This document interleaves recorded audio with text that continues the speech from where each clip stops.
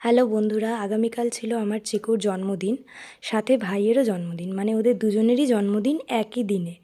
তো আমরা দুজনেরটাই একসাথে সেলিব্রেট করেছি। তো চিকুর জন্য এই জামাটা কিনে এনেছিলাম, আর এই যে রাত্রি 12টা বেজে গেছে, আমি আর দিদি কেক নিয়ে ঢুকে পড়েছি। এখানে ভাই একটু চুলটা ঠিক করে নিচ্ছিল। আর এই দেখো, চিকুকে জামাটা পরিয়েছি, আর ও কেকটা দেখে মানে কখন কেকটা খাবে ওটারই অপেক্ষা করছিল। তারপরে মা ফোন করে ভাইকে উইশ করছিল। তো মায়ের সাথে এখানে ভাই কথা বলছিল, ততক্ষণে আমি জামাইবাবুকে বললাম যে কেকটার একটা ভালো করে ছবি তুলে নাও।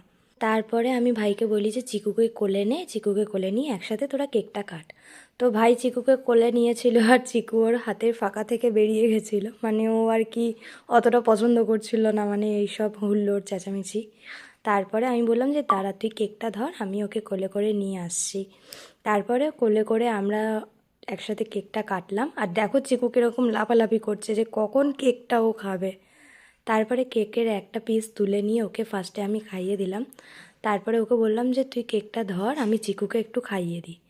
তো ভাই সবাইকে কেকটা খাইয়ে দিচ্ছিল, এই যে জামাইবাবু, এই যে দিদি, তারপরে ও দিদিও খাইয়ে দিল, তারপরে আমাকেও খাইয়ে দিল, তারপরে চিকুকে কেকটা খাওয়ালো। দেন আমার এই অবস্থা, তারপর জামাইবাবুর এই অবস্থা, মানে সবার জন্মদিনে বলিখা বাকরা আমিই হই। ঠিক আছে, মানে কারোর জন্মদিন হোক না হোক সবার আগে কেকটা আমাকেই মাখাবে। তো এই যে দিদিকেও কেক মাখিয়ে দিয়েছে, তারপরে এই যে আমার ভাইয়ের অবস্থা কিছুটা এইরকমই হয়ে গেছিলো।